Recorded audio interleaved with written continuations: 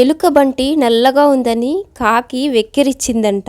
ఇది ఏమి విచిత్రమో గాని కొంతమంది మనుషుల్ని చూసినప్పుడు నాకు నిజంగా చిత్రంగానే అనిపిస్తుంది. అదేంటో గాని తనలో ఉన్న లోపాలు చూసుకోరు గాని ఎదుటి వారి లోపములు మాత్రం ఎత్తి చూపుతాడు. తప్పులు లోపాలు అందరిలోనూ ఉంటాయి గాని కనిపించేది మాత్రం ఎదుటి వాళ్ళలోనే. నేనొకటి చెప్పనా, ఎలాగైనా ద్వేషించాలి అని సంకల్పించుకుంటే నెలవంక లాంటి మనిషిలో కూడా 1000 వంకలు కనిపిస్తాయి. అని ఒకటి గుర్తుంచుకోవాలి, మనం ఎవరిలో అయితే లోపాలని వెతికి వాళ్ళని చులకనగా చూస్తామో వారితోనే అత్యంత అవసరం వచ్చేలా చేస్తాడు దేవుడు.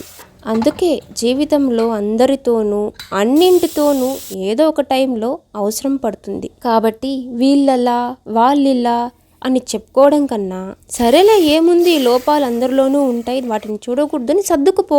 అంతేగాని కించపరిచి మాట్లాడి బాధ పెట్టుకో.